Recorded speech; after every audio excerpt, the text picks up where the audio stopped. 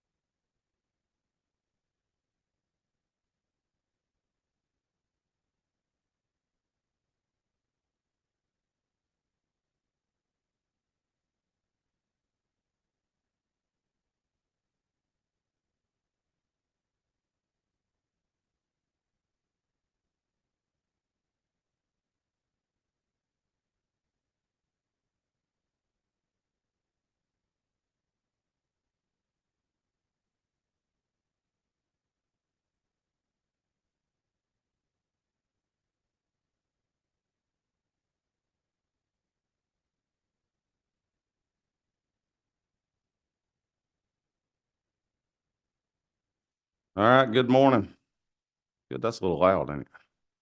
All right. All right, good morning. Happy Friday. We're gonna go ahead and get started. If you need to speak and you hadn't signed up, go ahead and do that now because we'll fix to put the list over here. And after that, forever hold your peace. All right, so the first bill we're gonna go to is, let's see. Oh, and just for everybody's planning period, we've added House Bill 1175. We're gonna go ahead and have a hearing on it, or go ahead and have it presented too. But first bill we're gonna do is House Bill 1050. Representative Mathiak.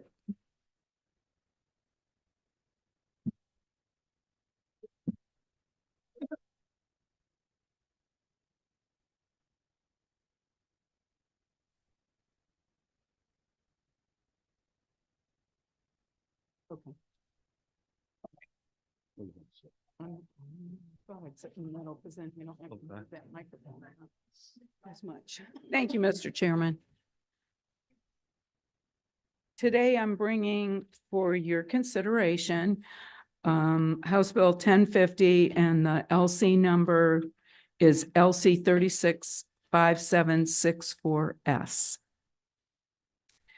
What this bill does is it's relating to licensing provisions related to professional counselors. And Mr. Chairman, we talked about how many people were involved in this. It's professional counselors, social workers, marriage and family therapists. And it defines and it changes some of the requirements for school for their certification, as you'll see on page 2. We are looking at changing on line 15 under this title. I'm going to let you talk to that. Hold on. Let me get through the whole bill first. Anyways, we did have a meeting with psychologists, psychiatrists, and the pertinent counselors the other day. Everybody's in agreement on this with the changing of the quarter hours from 80 to 90 for their degrees. There's some strikes on line 38, 39, and 40. And then the additions on page 3, 52 to 57. The communications and some of the professional not liabilities, but what's it called? Privileged communications and the HIPAA laws that they will be following. So that's the bill. I'm going to let Aubrey talk to under this title so that you understand what that entails. Thank you, Representative Mathiak. Mr. Chairman, members of the committee. What I'd like to do is address the amendment that Representative Mathiak mentioned. And that is, you look at page 1, line 15, you'd simply strike under this title, and I've written that down, but just amend House Bill 1050 on page 1, line 15 by striking under this title. And the reason we're suggesting doing that is the Marriage and Family Therapy Association came to us and said there'll be people who are qualified and licensed in other states, but would not be licensed in this state. And that would still allow the Standards Committee to say, yeah, that's okay. So just by striking that would be fine. As far as the rest of the bill, it's moving quarter to semester hours. And on page 3, it's putting the privileged communication actually within our code. As it currently exists, we have privileged communication, but it's in the evidence section. And for some reason, it has been a problem when they go to court that it's in the evidence section and not in their law. So this is simply a restatement of the law. It's not a change of the law. It's a restatement by moving it from the evidence code to the licensing code itself. And I'll be happy to answer any questions you may have. And we met with all the stakeholders on this, and I'm not aware of any opposition at all. Okay, hang on, I've got one question for you. Number 23.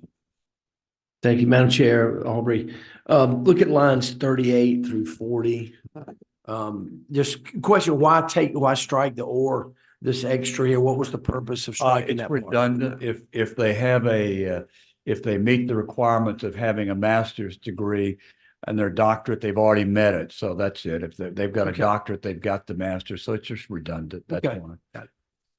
The other thing that, that I learned well in that meeting that we had, all the stakeholders, I'm very proud that they're doing a lot of telemedicine. And I think that is so critical in today's world. And I want you to see that too. So that this will help with, telemedicine outside the state too. All right. Tell me again on line 15, where we're striking through. Tell me why we're doing that again. The amendment that you want to make. Amend House Bill 1050 on page 1, line 15, by striking under this title, those 3 words, under this title. Okay, and why would, explain again why we're doing that. We're doing that because there are people out of state who meet the requirements as set forth by the Standards Committee that would qualify. But if you put under this title, that means they'd have to be licensed in this state in the supervision. And we want doctorate level people and others who are qualified in other states who meet the same requirements under our Standards Committee to be able to supervise. That's what. The reciprocity.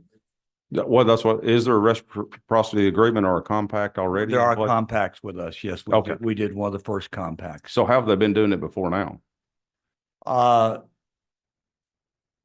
I don't know if it's been a problem before now, but we're afraid that by striking this, it would affect, particularly the Marriage and Family Therapy Association found it would be a problem for them. So we said, we'll go ahead and strike it so you can continue that way.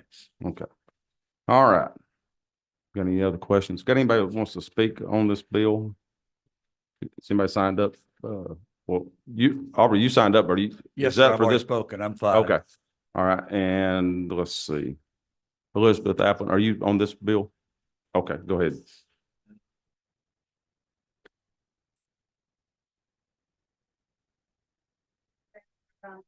Supervised, I'm happy to address that. I don't know. I mean, there's no questions about it. Okay. Is that good? With the amendment for support. Okay. I'm also satisfied current law is the marriage and family therapist want to continue supervised according to the standards established by the specialty standards for our specialty, including the psychologist and psychiatrist, and continuing as we have for many years to include supervision by persons licensed out of state. So you're saying you're for the bill? Okay. All right. And forgive me, I can't read the first name, but I think the last name's Ray. Oh, hang on just a second. Let me get your own number. Thank you, Mr. Chairman. George Ray Nelson Mullins. We work with the Georgia Psychological Association. Just want to thank the author for working with us on this bill and accepting the amendments we talked about. So thank you. Oh, great. Okay. Sean Marie's needs just a minute. Okay. Yeah, she's just making sure she's comfortable with how we would do.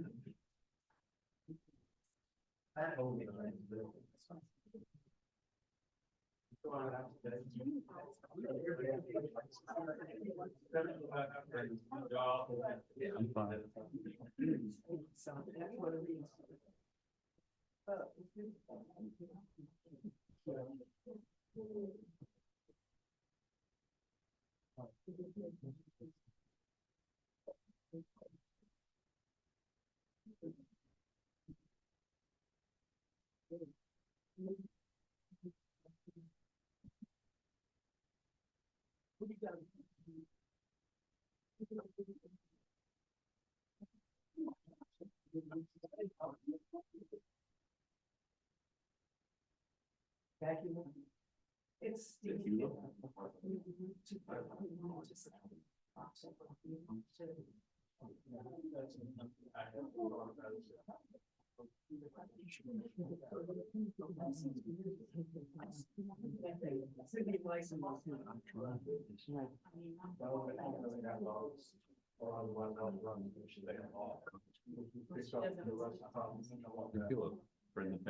Y'all wanna step out and then we'll go ahead and do some other bills?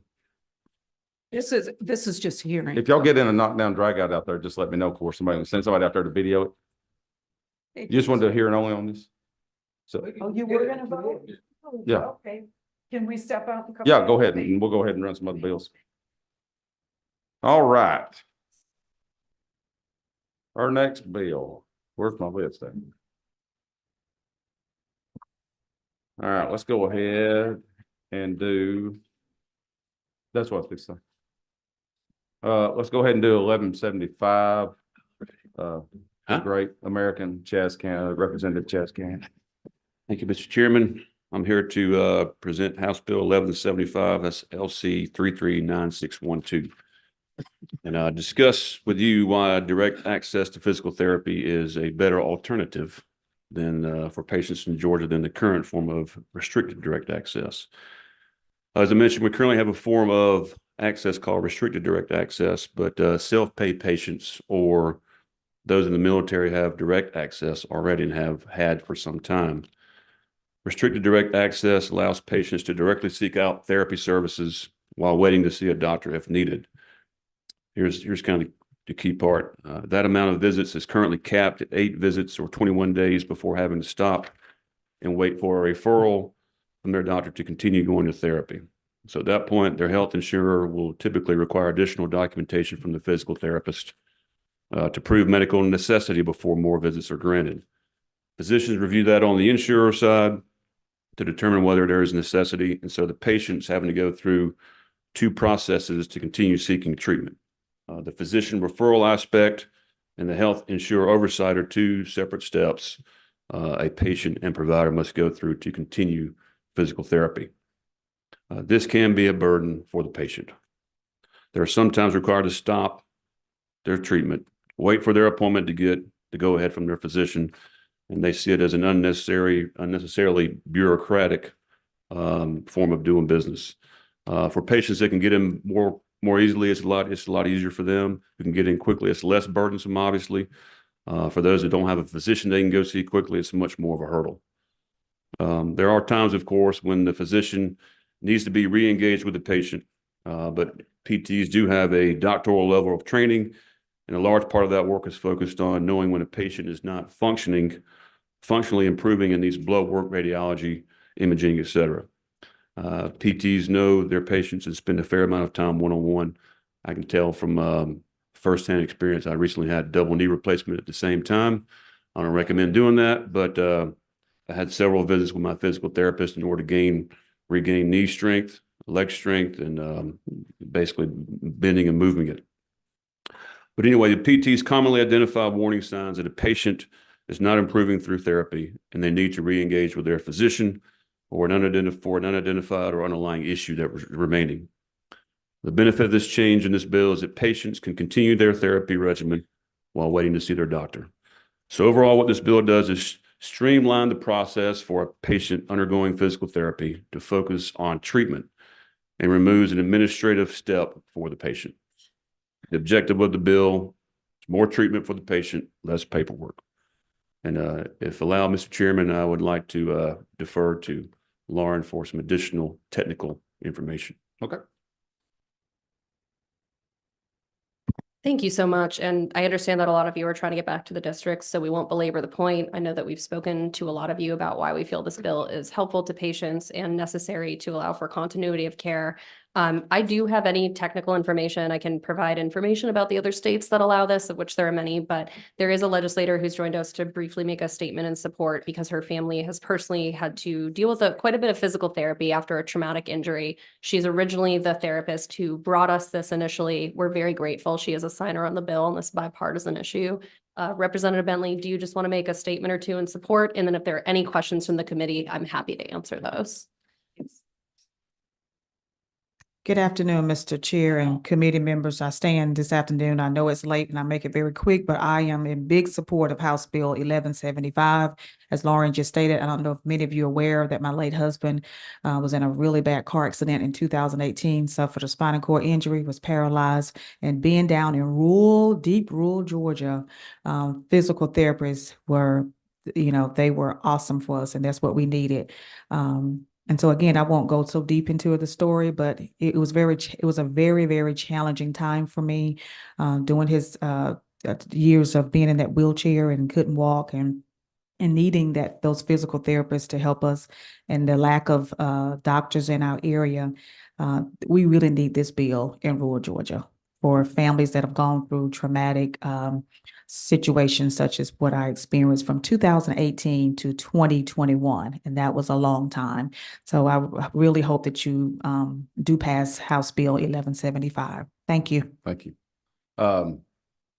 Representative Cannon, kind of, well, it goes along with this bill here. You said you had double knee replacement. That's correct. Right. You got any limitations now? Yes, I have some severe limitations, some I don't want to go into. No, I'm just kidding. No, it's, I would tell you that, I tore my ACL 4 times, twice each knee, tore both medial collateral ligaments, tore my, whatever meniscus this is, whatever side, lateral medial meniscus on both knees. And then I had stage 4 arthritis in both knees and tried to just keep working with the cortisone shots until those quit working. Then I just finally got double knee replacement. So, All right, got one question for you. yes. 4 later. No, I was excited about my weekend, but after hearing the presenter, I'm gonna leave depressed. You need to go from your physical therapist to your psychiatrist. But I think Lauren and Patty brought life to the bill, so I think it's a good bill. Thanks to my roommate. I appreciate that comment. All right, number 4. Thank you, Mr. Chairman, and thank you, Representative, for bringing this bill. Yes, ma'am. We're not going to talk about your needs. We'll talk about that later. Would you also say that this will definitely help the citizens in Georgia, particularly in the South of Georgia, because of the access and availability of other providers? And even with physical therapists, they are in demand, but this would definitely go a long way to help serve our citizens. Yes, ma'am. I agree with that. And we've heard several times over the past several years where there's a lack of physician shortage in rural Georgia. And, if you're trying to get your treatment and you have a diminished access to physicians, this can only prolong the process of getting better treatment. All right, one more. Number 24. Thank you for the bill. Thank you for coming to me to talk to me about it. As a physical therapist, I certainly understand the importance of it. At the appropriate time, motion do pass. Okay, got one more question. Chairman Powell, you got it. I do. I've got a couple issues, a couple of things I want to ask. Let me start off by first, did I understand you say you had both your knees replaced at the same time? Yes, sir. At the same time? Yes, sir. Had you thought seriously about seeking mental health counseling instead of physical therapy? I mean, I've had both of mine done, but I sure didn't have them done at the same time. It took 6-hour surgery. Man, God bless you. Of course, then you did graduate from West Point. Yes, sir.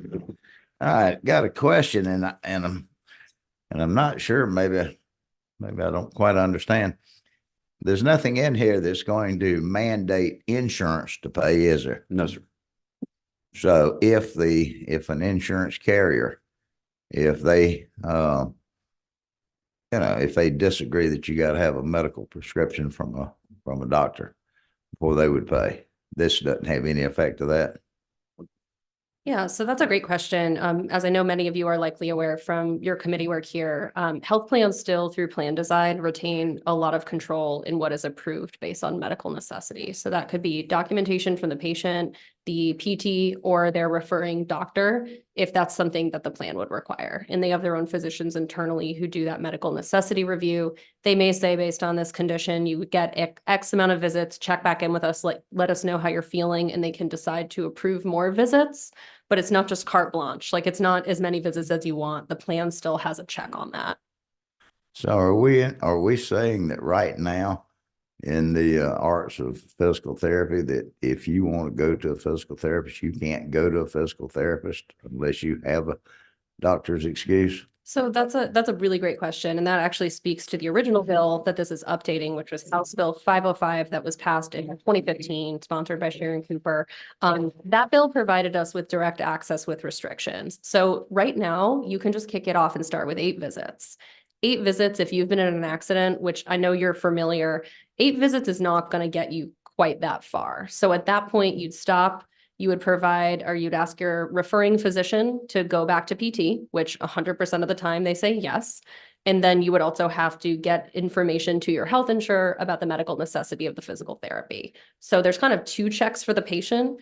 That medical necessity review with a plan would still be there, but it would remove that physician referral mandate at that 8 visits, because that's really soon to have to go back and be referred out, especially with physician shortages. We don't have as many docs. If it's concurrent and the person can just pick up the phone and say, I'd like more visits, that's great. With physician shortages, that's not always what we're seeing. They have to pause, they have to go to the provider, then they have to go back to their PT. I'm trying to see just straight up and down. Do you have to have a doctor's prescription to have physical therapy? No, you get 8 visits before you have to go back. All right. So my question is, what's the necessity of the bill then?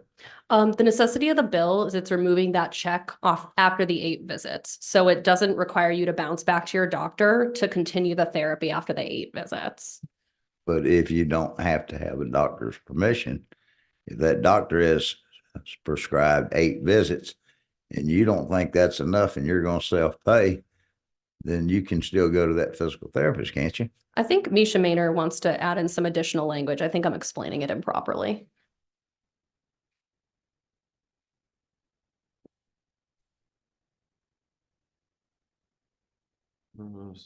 Representative Minor. Thank you, Chair. So right now, if someone wants to get physical therapy, they don't have to go to the doctor. And the law says you can have visits, you can have 8 visits. So you've never seen the doctor, you can get 8 visits. This law says now if the physical therapist says, you know what, for this knee replacement, it's 3 times a week for 4 weeks, it's going to be 12 visits. This bill says they can have the 12 visits instead of the 8 visits. But if the insurance company doesn't agree, they don't have. Yes, so when we see a patient, if it's a workers' comp patient or if it's a regular physician, an orthopedist, we're sending our notes to the orthopedist. We're constantly communicating with the physician, especially if something comes up. So there's communication. After 8 visits, even if I'm private pay. I had a little bit of a fender bender a couple of years ago. Fell down a bank, stripped all my muscles loose, couldn't walk. I hired a physical therapist who was doing private pay. He worked on me for 3 months just to get me mobile. Excellent service, great person. At the end of 8 months, 8 visit, or you tell me that he could not or wasn't supposed to be working on me? I'm not going to comment on that. I'm just saying that typically, if you're a licensed physical therapist, the law says we can see somebody for 8 visits only. And then they must go to the doctor to get a referral because it's limited access to a direct referral. This bill is saying, let's not make it limited access. I'll tell you another reason why this is important. When you go to a doctor, and this is not saying that doctors aren't needed in the process, they're absolutely needed in the process, but it's a copay to go to the doctor for the doctor to say, go have therapy. You know, if past the 8 visits. So that's another thing, that's another barrier for people. You have to go to the doctor for the doctor to simply say, yes, you can go have continued therapy. Yes. What I'm trying to get to is that I understand insurance is going to be the controlling factor. They set their rules based on feeding a general practitioner or somebody else to refer you to a physical therapist for 8 visits, then you gotta come back. But if you are doing private pay, then this would allow for me to use that physical therapist the way I use the physical therapist Yes. that you're telling me right now that he may or may not have been legal after. Well, I am not saying in that. defense of your physical therapist, which I would like to jump in and defend him, Stephen, our physical therapist, has let me know that sometimes that process happens on the back end. And this is ideally how the system should work, where that PT may have just reached out to your original physician who you saw and said, hey, I need to see him for X, Y, and Z. He's had an injury. And that doctor says, I'm okay with it. That is likely what could have happened. So he continued your treatment. That's not what we see playing out for patients in the field a lot of the time. So I don't think your PT did anything wrong. I just want to clarify. Purpose, we're gonna say that's what happened. Yeah. That's what I'm going to say happened. Because I actually have a lot of confidence and faith. Great job he did on me. Saved my darn life, probably.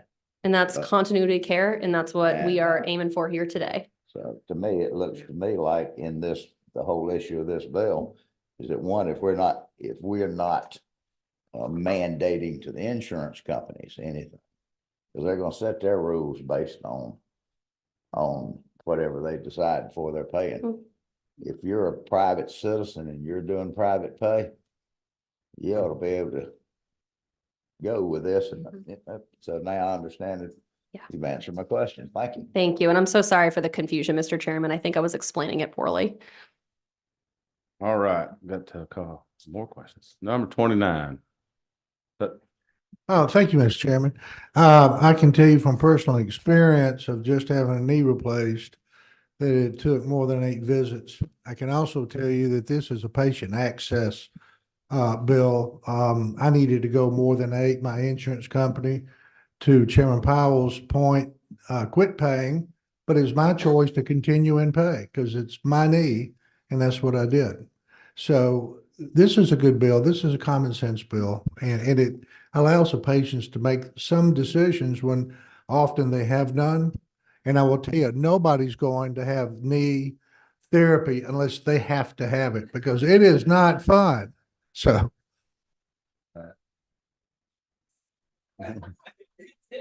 Number 27. Who's number 27? Oh, you done, okay. All right, Representative Bennett, you still got something?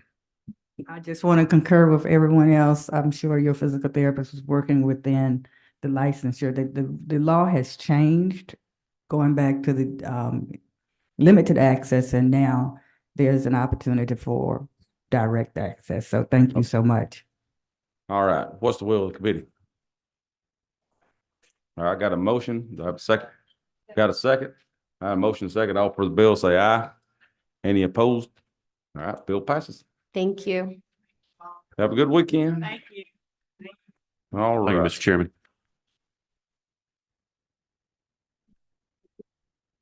Yes, who's my vice chairman on the staff? Like Lauren McDonald.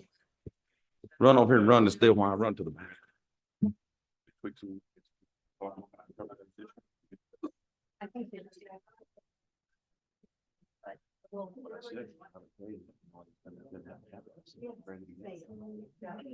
All right, committee, ladies and gentlemen, we're gonna go back to 10:50. I think, Chairman Mathiak, if y'all got your amendments worked out. Okay. All right, Chairman Mathiak. Thank you, Mr. Chairman, and I apologize for the confusion. Sean Marie's written some excellent language that everybody's in agreement with. And if you would like me, I will read it to you so that you can hear it. Please. On page 1, line 13, supervisor means a person who meets the licensure and other requirements established by the standards committee for that specialty which is being supervised. Cleans it up, tightens it up, and I think I'm appreciative of Sean Marie's work. Okay, is everybody, committee, all clear on the change?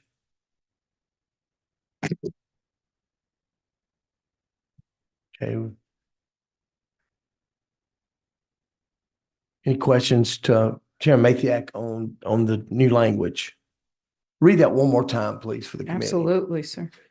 Mr. Chair, okay, it's line 13. Supervisor means a person who meets the licensure, this is the part that's being added, licensure and other requirements established by the Standards Committee for that specialty which is being supervised.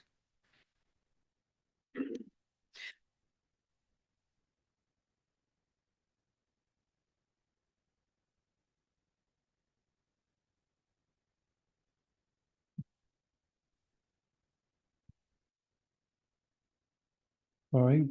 What is the will of the committee? Here.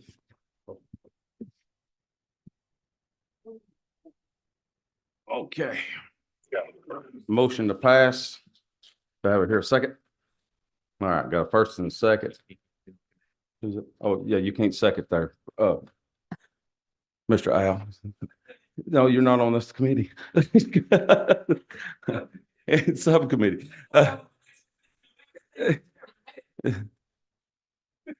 That's got a first.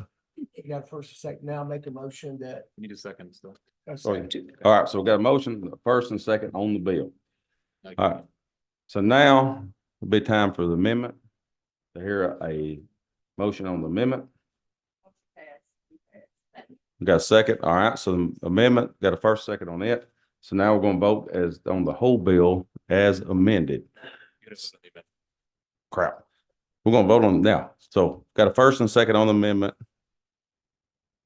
All in favor say aye. Any opposed? Okay, now we're going back to the whole bill as amended. We got a motion, second, on the bill as a whole as amended. If you're in favor, say aye.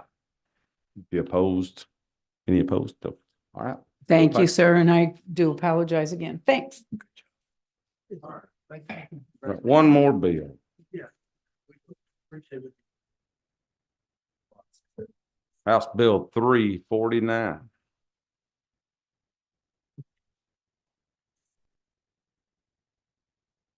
You want to go ahead and make a motion on that? I have been properly corrected. Thank you, Mr. Chairman.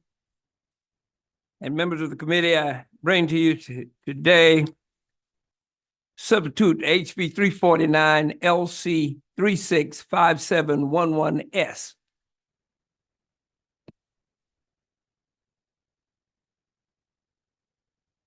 Okay. And I have made a couple of notes here. The purpose for redoing the code, and this is a redo bill. Correct conflicting statements, make age requirements the same for all types of licenses, create equity among all licenses under this code section, clarify and update language and definitions, create 3 new licenses with fewer hours to allow people to learn a trade, business management skills, and consumer safety skills, learn sanitation and safety, and be able to finish school and be licensed in 5 months or less, or they can apprentice in less than 10 months. And all the professionals and people are very, very interested in this bill, and they've asked for it for some time. And this bill allows people to work, making a good living with less expense and in a shorter time. And it also adds in there probably one of the most groundbreaking bills in many years here, and that's the mobile barber shop bill that you will find between lines 688 and 706.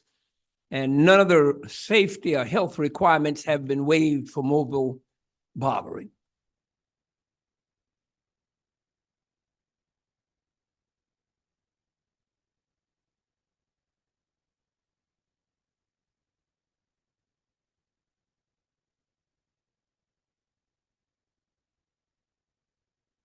All right.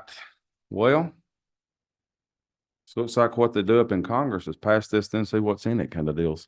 Got a question, number 26. Thank you. Thank you, Mr. Chairman. And thank you for bringing this bill. It is. So we're covering shaving, cutting, scalp massages. What are the chances that I could get you to do an amendment and add threading? Well, slim and none. Are you familiar with the I technique? am, so slim and none. Really? One of the most, I have, I don't see what the harm is. well, I didn't either until we discussed it a couple of years ago. No. Thank you for that. And I've often said, I can get mobile dog grooming That's right. in my driveway, right? They can pull Right. right on in there and I know during COVID it got even bigger Sure. and it's quite frankly, I had a hard time finding one that would come to my house because Right. they were so busy. Uh-huh. Thank you for the bill. Right. Okay, number 25. Thank you, Mr. Chairman. I really like your bill, but I'm going to follow up on this threading question. Wait, to make a very long story very short, it just needs a little work before it becomes a bill. A little threading. Thank you, Mr. Chairman. I think it's an excellent bill. Let's see. Yeah, line 136 refers to threading. Line which 36? 136. Ah, very interesting there. Should be very brief reference to it. Yeah, it just says threading. And take that as very brief. Threading, okay? Okay. Might have been slipped in on me, but this just makes sure that everything under licensure is included here, including those that want to be threaders. This has redone all of the licensing to just make it simpler, stop conflicting statements. Okay. All right. I got some people want to speak on the bill. Let's see. Is Hemingway, please. I can't read the first name. Anybody want to speak? Who wants to speak on this bill that signed up? All right. What's your name? Okay. Go ahead. Thank you very much. And thank you for the opportunity to testify today. As I said, my name is Alistair Whitney, and I'm an attorney for the Institute for Justice. We are a nonprofit law firm that works to protect civil liberties, including economic liberty. I would just like to preface these remarks, obviously, by saying that we have not reviewed the substitution yet, but we have researched the burdens of occupational licensing on lower to middle income workers nationwide. And our research shows that Georgia has some of the greatest licensing burdens in the beauty industry. And if HB 349 becomes laws, it will raise these burdens and it will expand arbitrary exemptions. We encourage the committee to oppose it. Now, first, the bill will make it costlier for artists to maintain their license. It requires more frequent license renewals, which raises the cost of doing business and affects artists and businesses' bottom line. Second, the bill will raise barriers for entering and practicing a beauty profession. It raises the minimum age for licensure from 16 to 17 years old to practice as a barber 2 or master barber. And it narrows accepted high school equivalency degrees, making it more difficult for some people who lack high school degrees to become licensed. Third, it will expand arbitrary exemptions to the state's licensing regime.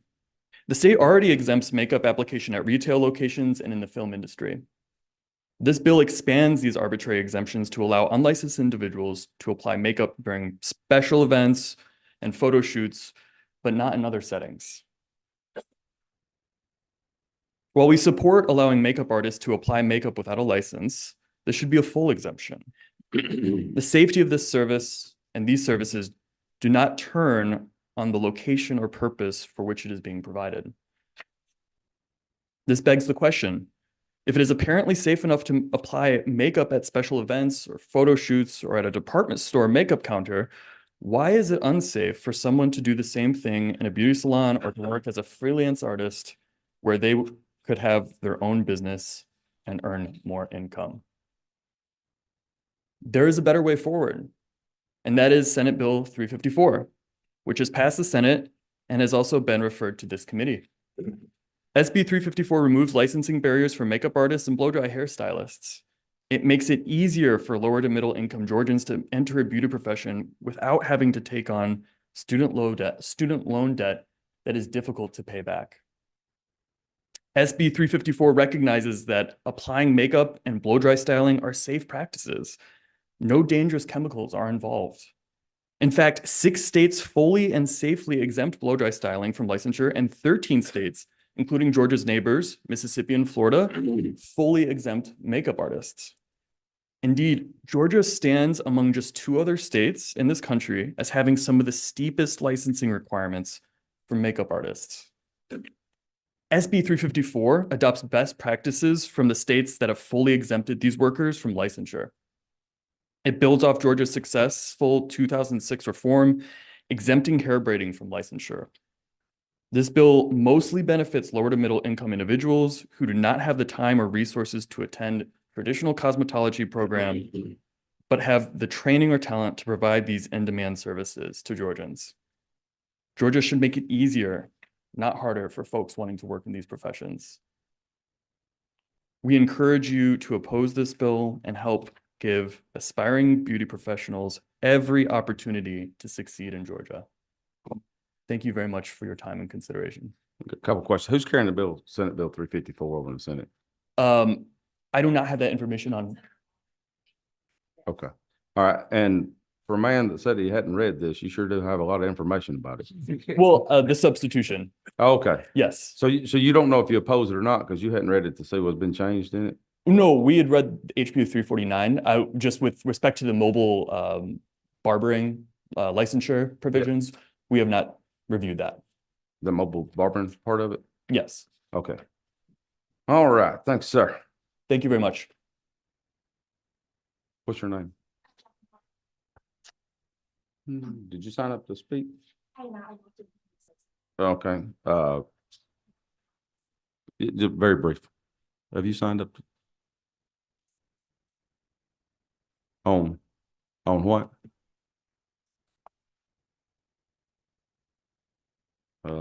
What's your name?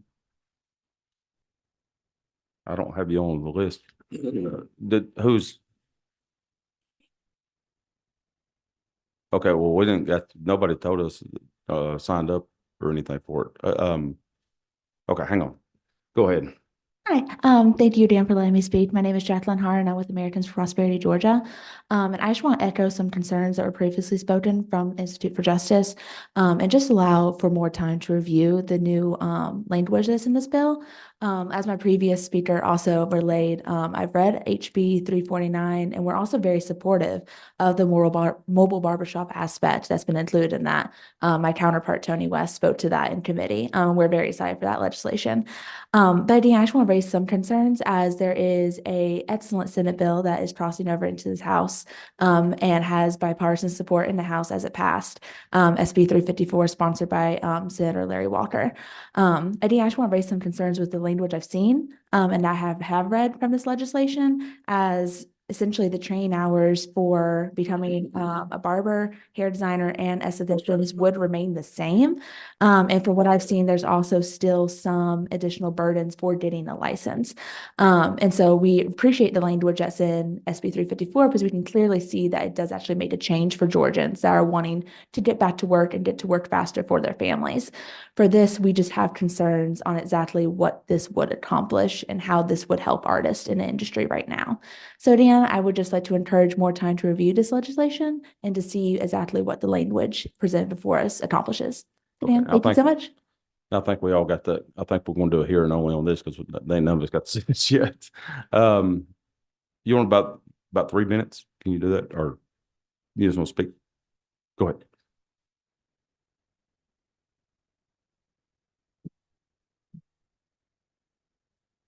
Good morning. My name is Diamond Cherry. How's everyone doing so far? Awesome. Great to hear. So the reason for me coming up to speak, I am a makeup artist here in Georgia that strongly opposes House Bill 349.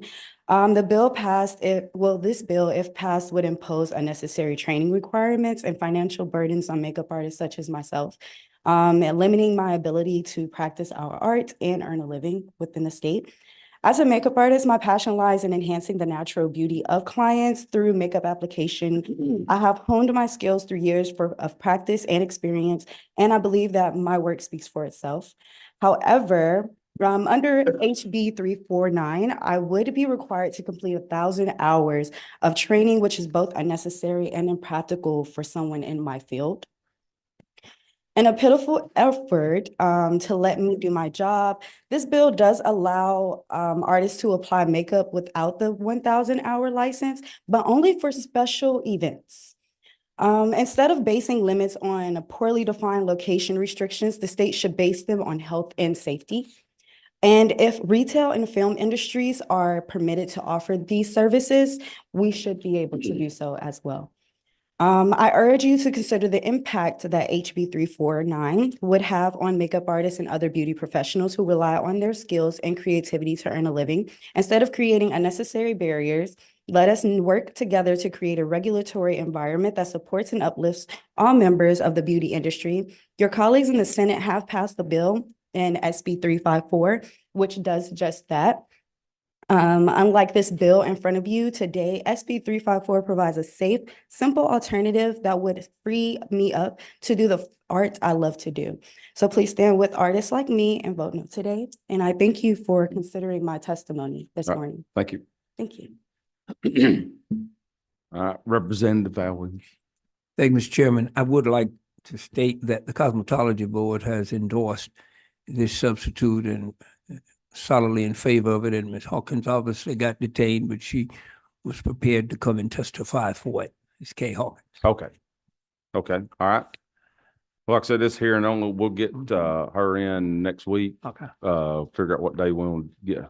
She can be All right. here and we'll go at it then. And that gives us time to kind of look over this thing ourselves. All righty. All right. Thank you. Thank you, sir. All righty. All right. Everybody have a good weekend. Yeah. $10-15. Small part between you all. And the meeting is adjourned.